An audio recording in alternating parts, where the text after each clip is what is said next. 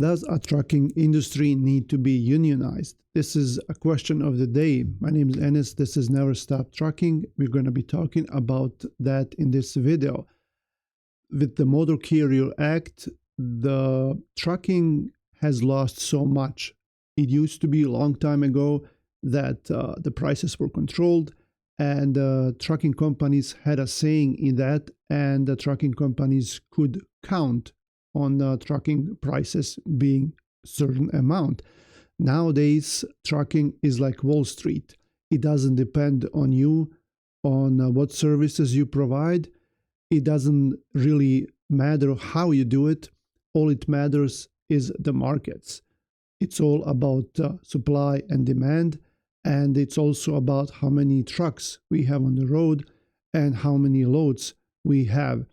A lot of other factors have to do with that as well, but it's mainly that's what it's looked at by brokers and shippers. So if you go to a store and you buy a certain product, you can expect that that product is going to be around the same price everywhere else. Not so in trucking. In trucking, it keeps changing. We spoke to drivers that said 20 or even 30 years ago, they made the same amount of money as of today in number of dollars, not in the value of the money, but in actual number of the dollars. So right now, if you, as a trucker, as a company driver, if you can make around $50,000 to $80,000 a year, then that's what they used to make back then as owner operators. And nowadays, some owner operators are making even less after they deduct all of their expenses. Then the money that they're making is really sometimes even less than what a company driver is making. The only thing that they have is the freedom. So in this video, let's talk about the pros of trucking unionization, and then we'll also talk about some cons as well. The first good thing about being unionized in trucking is improved wages and benefits. Truck drivers and owner operators most likely would see some steady income, and they would be able to plan what the certain route is paying and how much they can make. The second thing would be hopefully better working conditions.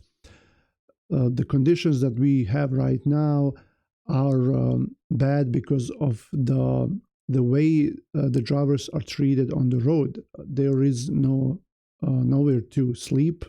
You can't safely park a truck, and a lot of truck stops are coming up with fees in order to pay overnight there. They're already overcrowded, but now a lot of them are charging for the parking. For example, the one in Grand Rapids here, I've been here for a long time, for over 2 decades, and this truck has always been free. But now they're working on fences and gates, and they have signs that you will have to pay for the parking unless you purchase something or get fuel. So it's very hard to find a safe parking after, let's say, after afternoon hours, anywhere you go in United States. And then hours of service keep changing for the worse. We have the ELDs that control that, and a lot of other things. So hopefully unions would make that better. Job security is another thing. Usually we as truckers, if we go to a shipper or receiver, we can see that some of these places where they have unions are not working the way we are working, right? They're just taking it easy.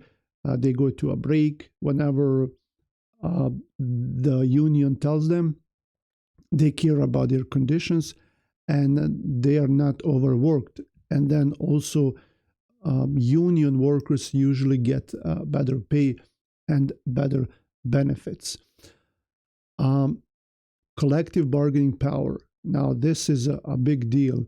This way, we as trucking companies or truck drivers would be able to have a saying in contracts in the money we get paid, right?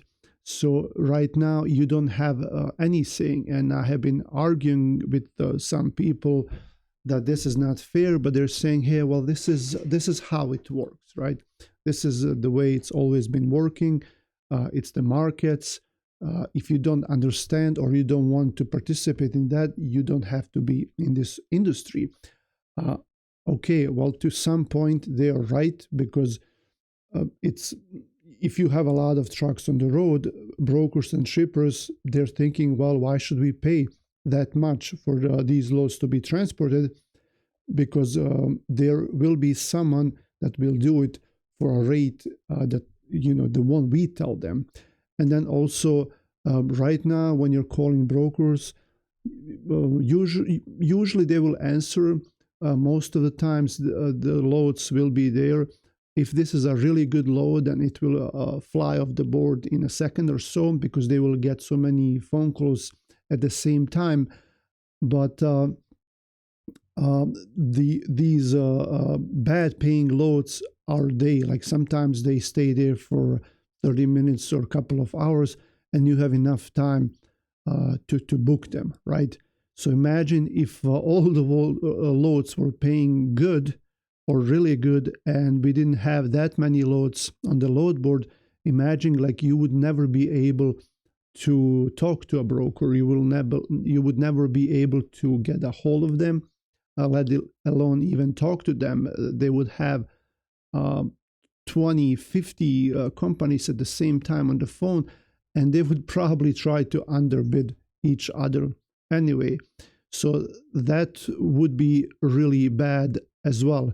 That way, maybe a few trucks would get covered that way for good money, but 90% of the trucks that are there on the road would have to wait till next day. They would not find anything because there would be no loads, and they wouldn't be able to get through to anyone. So in that sense, I understand the point of what these people are saying, and that's that this industry is market driven. But at the same time, I don't think it's fair, because nothing is fair. Okay, nothing in life is fair. Let's just be honest. Maybe fair is not a good word. Maybe there's a better word for that. But if you are buying a product, a TV or a car or a house, something of decent value, then you know what the prices are. You know how much that's worth. And whoever is selling that product or whoever is making it, they make it that way so they're profitable. But in trucking, that's not the case.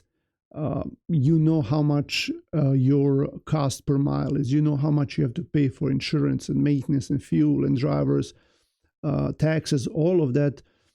But someone else is pushing these prices onto you, where they're knowingly pushing these prices onto you as a carrier and an owner operator, where you cannot have a profit. Okay, so that's what's good about bargaining for a union. And then another thing for a good thing for a union is you can do political advocacy, right?